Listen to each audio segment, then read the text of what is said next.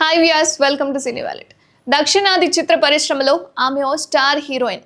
అత్యధిక పారితోషికం తీసుకునే సినీ తారలలో ఈమె కూడా ఒకరు. ఎవరో కాదు, నయనతార. సౌత్ ఇండస్ట్రీని ఏలేసిన ఈ అమ్మడు తెలుగు, తమిళ భాషల్లో ఎన్నో సూపర్ హిట్ చిత్రాల్లో నటించి మెప్పించింది ప్రేక్షకులని. ప్రస్తుతం తన భర్త, పిల్లలతో ఫ్యామిలీ లైఫ్ని ఎంజాయ్ చేస్తూనే మరోవైపు సినిమాల్లోనూ నటిస్తూ వస్తుంది.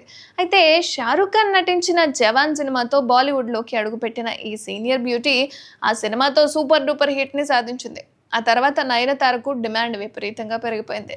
హీరోలకు సమానంగా రెమ్యునరేషన్ అందుకుంటూ వస్తోంది నయన్.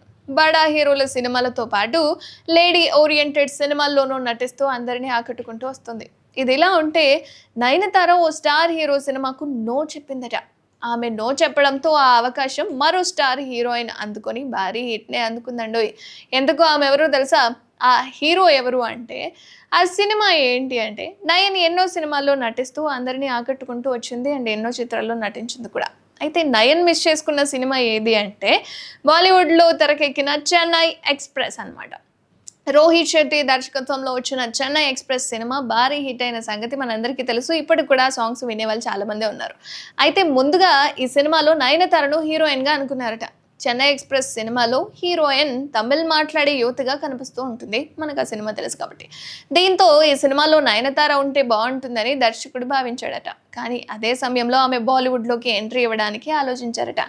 అదే సమయంలో ఆమె జీవితంలో కీలక మార్పులు జరుగుతుండడంతో కాస్త చెన్నై ఎక్స్ప్రెస్ ఆఫర్కు నో చెప్పినట్లుగా తెలుస్తుంది. ఇక ఈ సినిమాలో నయన్ ప్లేస్లో దీపికా పదుకొనే అద్భుతంగా నటించి మెప్పించింది.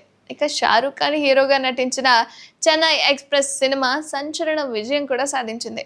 అండ్ షారుఖ్ కెరీర్లో వన్ ఆఫ్ ది బిగ్గెస్ట్ హిట్గా నిలిచింది ఈ సినిమా. అలాగే దీపికా కెరీర్కి కూడా మంచి మైలేజ్ని అందించింది ఈ సినిమా.